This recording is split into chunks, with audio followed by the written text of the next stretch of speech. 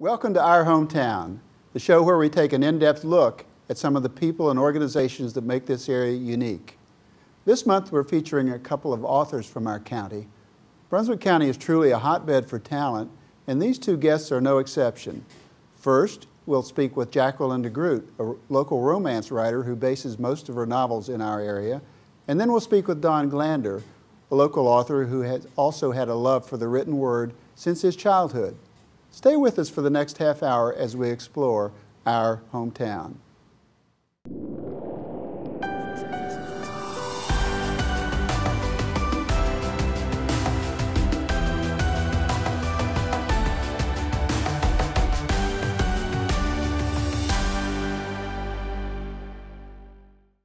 My guest is Jack DeGroot. She's a local writer, and we're very happy to have her here today. Welcome, Jack. Thank you. Thank you for having me. We have with us today a number of your books, and we'll be showing those on screen. But tell us how you got started in writing. When we moved here in 1996, my daughter went to school in Wilmington at Cape Fear Academy, and in 1998 I started writing because I had to have something to do in Wilmington that wasn't costing me any money. Okay. So I got a used laptop and sat in my Pontiac Sunfire, and I wrote a book that I'd had a kernel in my head for years and years and years. No kidding. And how long did it take you to write that book? It took 13 months, or I guess I should say 2.5 semesters before I had it written. So are you self-taught? Or how does one become a writer? Well, I think if you read a lot, you pick up a lot of style and you pick up a lot of nuances, the way the plot lines go and things like that. I've always read. I've been reading voraciously since I was 9, so I read a lot of different things, so I think I picked up a lot there. I didn't really start reading any books on how to write or doing writing or anything until I was considering publishing. Okay, you mentioned the word style. How would you describe your style? People have said that mine is easy to read. I don't do a lot of flowery things. I do some descriptions, but I try to inflect some humor and some sass. My books are romances generally for the most part, and I try to put you in the life of the person, the character that you're supposed to be reading about, so that you can live vicariously through that person. How about controversy? I mean, do you, is it part of a writer's style to generate controversy, or Yeah, well, I think Jodi Picoult does that very well, and in fact I have a book that came out a few years earlier that was called For the Love of Amanda that had some controversy with stem cell research issues. Yes, my books have a lot of controversy. and maybe drama is the better word. There has to be tension of some sort, does there not, in order to tell a great story? Conflict, that is the big, well, thank you. That is the very big bugaboo. You have to have conflict, and the more conflict you can throw at your character and the more twists and turns, the more people seem to like the book. All right. When you have an idea for a book, do you have the end in mind, or do you create part of the story as you go? I rarely have the end in mind. I get my ideas from all kinds of sources, and one particular source was Dateline, and I watched a documentary on Girls Gone Wild, and it just occurred to me, you know, the things that could happen with that kind of a scenario, and that's where Worth Any Price came from. And Worth Any Price is very controversial. It's set in Wilmington, and it involves a serial killer and lewd things the women have to do to get their children back. So it's very dark, it's very deep. I call it my menopause book sometimes. But, yeah, that was a lot of controversy. But there is a movie company interested in maybe producing it, so maybe That's one terrific. day that'll happen. Okay, and some of your other books are romance books, for lack of a better term. I consider myself primarily a romance writer, but Okay. you can't just have the romance. You can't just have the meet and greet and everything goes smooth from there. You have to have something to draw your story along. And I tend to, you know, I do a lot of research so that there's something else going on. There's a death or a mystery or something that needs to be solved. In The Secret of the Kindred Spirit, there is a murder, and the Kindred Spirit mailbox at Bird Island is pivotal in helping to solve the murder. But there's a romance. There's the woman, Cassie, who comes to build the controversial bridge at Sunset Beach. She, on her first day, is under the bridge at the old bridge in her kayak, just getting the lay of the land, and all of a sudden a head pops up out of the water wearing a ducat, And that's the controversy. And the police officer that helps get her up off the bank and back on dry land after she's quite frightened, that's where the romance is. So they both, as they both work to solve the mystery, the romance continues also. One of the key words you just mentioned is research. How much research is involved in preparing for one of your novels? Well, The Secret of the Kindred Spirit, there was a lot, because I wanted to be very realistic with her building the bridge and how a bridge would be built. So I read 7 books on how to build a bridge. No kidding. No kidding. And I talked with Alan Pope with NCDOT about the bridge that at that time was projected for Sunset Beach. And I read Roebling's, the book about Roebling, the Brooklyn Bridge, and that was probably one of the most fascinating books I've ever read. And by the time I sat down, I pretty much had an idea how they were going to build this bridge, and that's how I wrote it. And now that the bridge is built, it's kind of nice to look back and see that they built it exactly the way I said. Well, that's great. It does occur to me that great research, a lot of hours of research are involved in order to really know something bone deep and be able to write about it. Absolutely, yes. That keeps you honest. You really need to do that. At the same time, most writers write things that reflect their own lives. Is that true for you? Sometimes that's true. They say you should step out of your boundaries so you learn new things, but in my first book, Climax, I had to learn so much psychologically about drugs and hypnotism that I really didn't want to go into a lot more research for the careers for the hero and heroine. So I used my career, which had been I had been a general sales manager for an automobile dealership, and I used my husband's career. He was a police detective for Fairfax County. Great. So I used those things because I had the background for both characters. It kind of had a little of a boomerang there, though, as when the book came out, everybody thought that the characters were based on my husband and I, which they were not. See? It was just based, I just used them as our careers as fillers. All right. So. Great writers, in romance books at least, offer a little spice, right? I offer a lot of spice. How does that work? It's working very well. When my first book came out, my husband and I wondered if I should use a nom de plume or if I should use my real name. But we finally did decide we would just go with my name, and if we had to move, we had to move. And it turned out my books were very well received, and I have a nice fan base, and they like it spicy. And, good. You know, now with 50 Shades of Grey, I was writing that way 10 years ago. So. We do know that a lot of your books are based locally here in the Brunswick County area, right? Yes, I love this area. I love everything about this area. And when I write, I try to incorporate some history so people who don't know all the history or don't know some of the history can be involved with it. I like to write about the oyster recycling program and the reef building that they do offshore. I like to write about things that people might not find about on their week or two down here. Well, I'm looking over at your books, and at least a couple of your books reference Sea Trail. Yes, yes, the Widows of Sea Trail. We have a lot of widows. For some reason, it seems when people retire and come down here, one or the other of the spouses, within a few years, sometimes there's tragedy, and there just seems to be a lot. But I wanted to write a book and encourage women to not, you know, after they've had their time of grief, to get out and find new loves, because it's there for everybody. Absolutely. Yeah.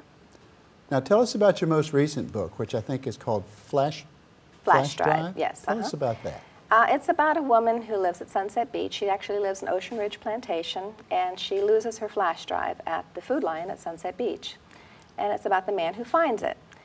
And she's very distraught because these are her spicy personal stories that she's written. She's written about her fantasy life, and she's very upset about whose hands this might have fallen into. And the man who finds it lives on the island of Sunset. He lives in Baltimore and has a home down here, and he decides he'd like to return it, but there's no identifying marks. So he plugs it into his laptop and starts reading her stories. And through reading her stories, he starts to fall in love with her. And by the end of his reading all her files, he's decided he's got to find her and show her that he can make her dreams come true. So there's quite a mystery in that there's nothing identifying her, and he has to read through her stories to find the clues that will lead to her. Great. We won't tell the ending, will we? No. Well, I'm a romance writer, and a romance writer, there are certain rules, but the one rule to be considered a romance writer is you have to have the happily ever after. Okay, good, good. we talked before we went on air, and I really enjoyed speaking with you. And I asked you how a writer becomes a disciplined writer, whether you write regularly, day to day, or whether you write in giant spurts. Can you tell us about that? Well, I think the creative time for everybody is different. You have to figure out what your creative time is. Some people like to write in the middle of the night. Some people are better in the afternoon. When I first wake up in the morning is my most creative time. That's when I have the most energy, and that's when I like to get upstairs. And my goal is 1,000 words, which is normally 3 pages. I try to do 1,000 words a day. On good days, you can do 10 or 15 pages because you're just going crazy. On some days, you struggle to get those out. But if you can do that, you can get a book within 6 months and have it where you want it. The bad part is when you don't keep yourself to a regimen, you lose time because you have to read back to figure out where you were, and you lose your pacing. I see. Pacing is a good word for it. Yes. And then, of course, once you get your first draft, that you're not at all finished with your work, are you? Oh, not at all, not at all. Tell us about that. Fortunately, I have a nice network of friends who proof for me. I send it out, and everybody takes their stab at it, crosses things out, moves things around, or does whatever they, you know, some add commas, some take commas out. You know, by the end of the thing, I still don't know where the commas are supposed to go sometimes. But then I take what everybody has suggested. I throw out what I think, no, I don't like, and I keep what I think, oh, that's great, or how did I miss that? And so there we go. Do you ever read your finished product? I'm a lawyer by training, and I occasionally look back at my writing product and say, you know, I could have done that a little better. Do you ever look at your finished product and say, I wish I had? It's invariable once you get that book in your hand. If you flip through it, you're going to find something and say, oh my God, I spelled that word wrong. Or when you type on a computer, there's just some words that you definitely get wrong. Form and from, I mess up all the time, and spell check won't pick them up. Right. I quite often put out for put because the O and the P are so close. So sometimes I look and I say, oh man. But I do a revision normally after 6 months. If you write a book, you really need it to gel. It has to sit and percolate for a while because you need to look at it with fresh eyes to see the things that are wrong. Your mind has a tendency to see things the way you expected them to be or the way you meant them to be, not the way they really are. That makes sense. So if you let 6 months go and you take a look at it again, you can go back and make some adjustments. And I'll do a revision if there's an error that is just so glaring or bothers me so much I can't stand it. One final question. I'm sure we have aspiring writers who are watching this program. And I asked you that question before we went on the air. What would you say to them? If you think you have a book inside you, try to find some quiet time. When you're driving sometime, turn off the radio or your book on tape and just let your mind wander a little while you're, I don't mean wander like wandering off the road or anything, but sometimes when you're just driving on an interstate, rather than just listening to a book or listening to radio, let your mind talk to you. Sometimes you'll find there's a story there. We take too much stimulation in all the time, and our muse or our inner spirit that might have something to say to us doesn't get to sometimes. I find I do very well in the early morning, right before I'm waking up, or late at night, right when I'm laying down to get to sleep. My mind kind of goes through the day or starts the new day, and that's the time when you get some ideas, and those are great ideas. I have had ideas in the middle of the night, and I can tell you for sure, if you think you're going to remember them in the morning, you will not. So what do you do? I get up and write them down. I thought so. I get up and write them down. I have a notebook in my nightstand and a pen. I grab them and I go into another room and I write them down. Then I come back. Because I have learned that great idea that you had, all you'll remember is that you had a great idea. That's it. That's interesting. Writers are storytellers, are they not? Oh, yes, they are. And that's what you are. Yes. Yeah. Jack DeGroot, we thank you for being with us today. It's been a fascinating interview. Thank you. Thank you so much. I enjoyed it very much. Thank you for having me. So did I.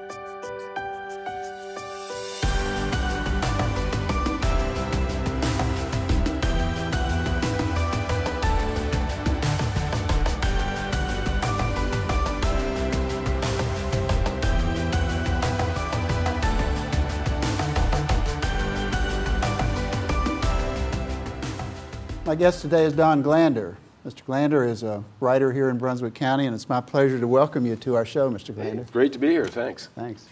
Our viewers would first want to know, you're a writer, they would first want to know a little bit about your background, where you've lived and what you've done.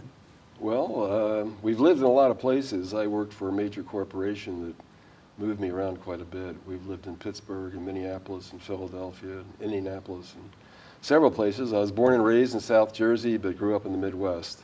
And it's been a very enjoyable experience, but the last major move was to Charlotte, North Carolina. And through Charlotte, we discovered Holden Beach.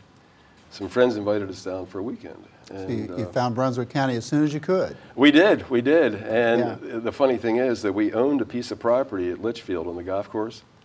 And I don't play golf. So we came to Holden Beach, and I saw people fishing and crabbing and water skiing and swimming in the ocean, which my wife and I love to do. And we thought, what are we doing with a lot at Litchfield when everything we want is right here? So sure. We sold the lot at Litchfield and built a place at Holden Beach. That's a great intro as to why we should be here in Brunswick County. Yeah. Well, we built the place as a vacation home. We were still living in Charlotte, but it became our permanent residence. When did you first know that you were a writer? I don't know if I can answer that, because I've always enjoyed writing, even as a wee lad. I mean, I can remember one of my first Christmas presents was a printing press, and I would write little stories and set the type and print the stories. And then I majored in English in college, and then in my business career I had the opportunity to do a lot of writing. Some of your viewers may remember the singer Vaughn Monroe, Raising with the Moon. I do. I worked in advertising for RCA, and I was assigned to Vaughn, and I would have to do a lot of his script writing and TV commercials. He was the voice of RCA at that time. And that was really a fun assignment. We had a great time together. So your business writing was creative in nature. Yes, in that regard, it was. Thus absolutely. allowing you to evolve into a fiction writer. Yes, absolutely. Yeah, it was fun. Enjoyed it. What do you recall about your first book? What do you recall about it? The first thing that pops to my mind was opening up the box that had 40 of my book in it and That's seeing great. all those covers and, oh, they're mine. I did that. A proud moment. Absolutely proud moment. But I think finishing it, the challenge was to write something to be proud of, that you would hope other people would find of interest. And when I finished and a few friends read it, they said it was pretty good. Well, they were friends or relatives. Sure. It was the remarks from people who actually bought the book that I didn't know, and I'd get an email or a phone call saying, hey, that's pretty neat, I like that. Yeah. That's a proud moment also. Sure. So, we're jumping around a little Yeah. bit, but tell us about your most current book, Beyond Borders. Beyond Borders, I should mention that it's a work of fiction, and all the characters and the story is fictitious.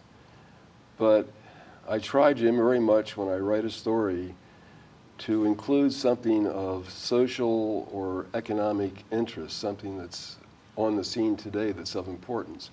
Beyond Borders involves a retired couple on an island much like Holden Beach that becomes involved with a couple of illegal immigrants.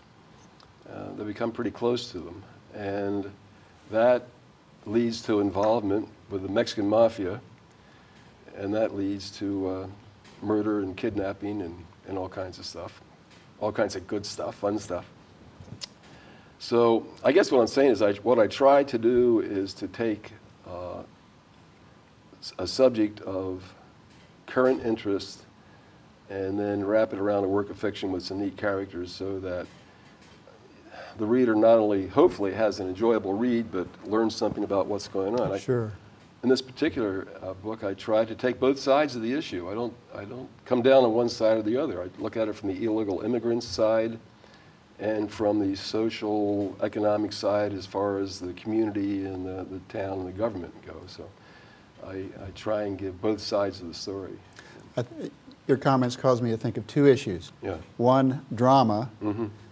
and the other being the amount of research involved Mm-hmm. to write a great book such as that. There's a lot of research, a lot of research. Tell us more about it. Well, the internet. I mean, I talk to a lot of people. I talk to the police. I talk to other people who are involved in this particular situation. But also, I didn't care to actually meet any people from the Mexican mafia, so Sure. I did a lot of research online with that. It's all valid. I mean, as far as that part of it goes, we do have the Mexican Mafia in Brunswick County, and we do have illegal immigration in Brunswick County. A lot of the stuff I write about takes place in Brunswick County, but again, I fictionalize it into a story. So. Does the drama and the necessary tension come easy to you, or is that difficult to create? I don't think anything comes really easy. Writing is a lot of work, I found. I mean, fortunately, it's work that I really enjoy. Sure. But to do it and do it well, to do it right, takes some work. And there's a story I was going to mention to you. I want to say it before I forget it. That Oscar Wilde, great writer, they tell the story of him who he was writing one day, and he spent all morning trying to figure out where to put a comma in this particular sentence. He spent all morning doing that, and he put the comma in. Then in the afternoon, he came back and he looked at it and took the comma out. I've heard that. It's a great story. It is a great story, and it's, I won't say it's typical, but it's indicative of the kind of effort that goes in. You know, any sentence you write can probably be written 15 different ways. Sure. And what you try and do is write it in a way that's true to the character, true to the situation, true to the story. But, you know, you could say the man walked out the door 100 different ways. And that's the fun, that's the challenge of it. Well, you're a wordsmith. Is it a lifetime of experience that allows you to construct a sentence into a logical paragraph, into a cohesive theme? How do you get there? Well, I think it is. You do draw on your life, and you do draw on your experiences. I could not have written this book or the book I'm working on now without having gone through certain experiences. There's no question about that. You know, I've read a lot of books in my life that are works of fiction that have been enjoyable to read, but you put them down, or I put it down, and I think, you know, what did I learn from that? Okay, so I spent 4 hours or 5 hours reading this, and it was sort of fun, but what did I learn from it? And too often the case is nothing. And so that book is long forgotten. I'll never refer to it again. I'll never think about it again. The books I enjoy, whether they be works of fiction or nonfiction, are books that you learn something from, something that affects your life, in that things you thought you think about that you may never thought about before, or you learn something that you had never been exposed to before. That's the meaningful part of writing to me. Let's talk about character development, development of a personality or a character. How do you arrive at that? That, to me, is probably the most fun part of writing. I mean, I love to write character. In Beyond Borders, there's an incident that takes place at a golf club. And the club pro is an old guy named Charlie. And he's in there for one reason, and it could have been one sentence or two sentences. But I liked this guy so much that I really built a character around him. And he became a very important part of the book. And the bad guy in this book, Delgado, he didn't have to be in it as much as I put him in it, but I just got to like him so much. He was so bad. I just had to write more about him. So that's the fun part. I love characterization and writing about characters. That's great. They're very important to the plot. They're very important to the whole story. So, yeah. You alluded to the fact that writing can be challenging work. Oh yes, absolutely. Once you get a rough draft completed, what's next, and how much time do you spend beyond that point to get it to a final version? Well, I have to have it edited. My punctuation is not the greatest thing in the world, you know, commas, periods. Who assists you? Well, my wife does. She was an editor for Eli Lilly in Indianapolis, Indiana, so she's very good at that. And then I have some friends. I should back up. I don't know how much time we have, but I have some friends that I met in a writing group, and I lean on one or two of those, and they lean on me. We help each other for an edit. And after a couple of those folks go through it, I take their comments into consideration and their edit into consideration. I can determine whether or not I'm satisfied with it and then go forward. Before we went on the air, you alluded to the fact that your father was very interested in your genealogy. Tell us more about that. Yeah, well, he spent a great deal of time researching our family history, to the extent he I'm Swiss German, and he went to Switzerland and Germany. He went to the courthouses and dug out the records of the births and the marriages and the deaths and all that kind of thing.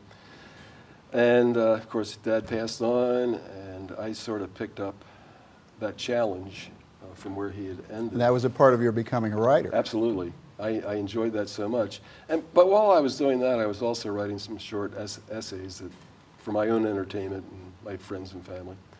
But the really key thing was that I saw that there was a class at Brunswick Community College in creative writing, and I went not knowing what to expect. Well, what I got was a teacher by the name of Jean Stanley, who was passed on.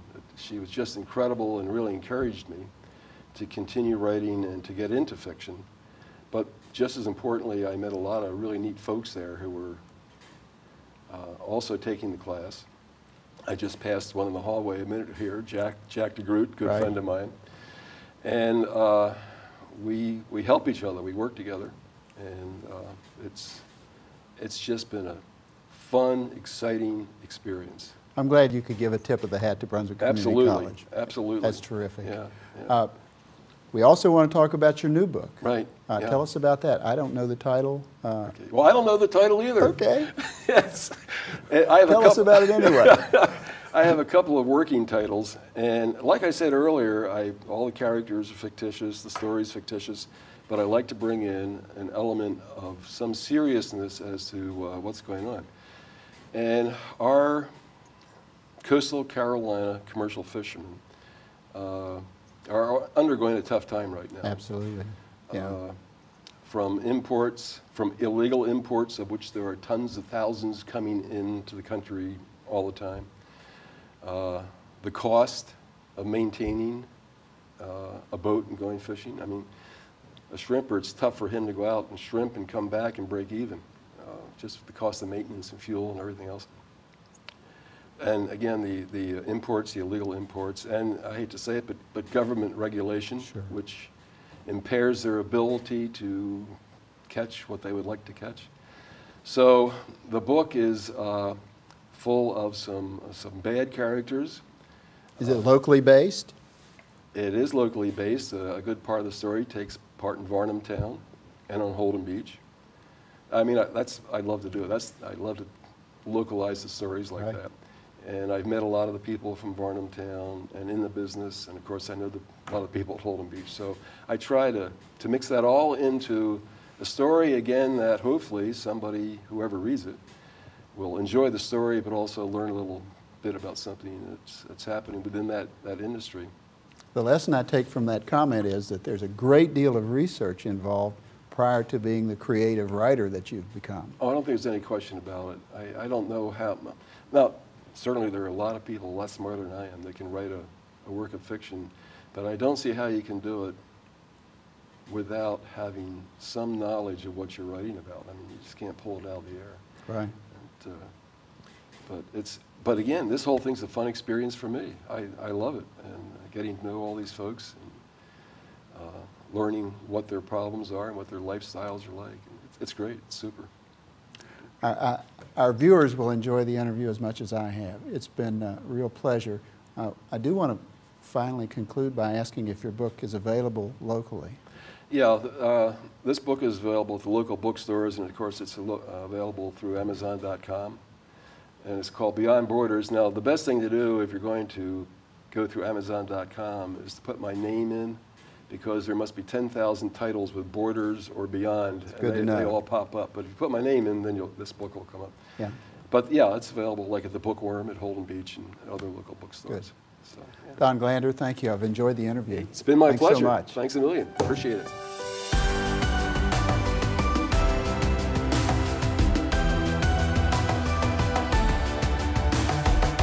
Thank you for joining us this month on Our Hometown. It's our hope that you've enjoyed hearing the stories of the people that make this area great. If you have a story that you'd like to share on the show, visit us at atmctv.com to tell us about it. Thanks again for joining us, and tune in next month as we explore more of Our Hometown.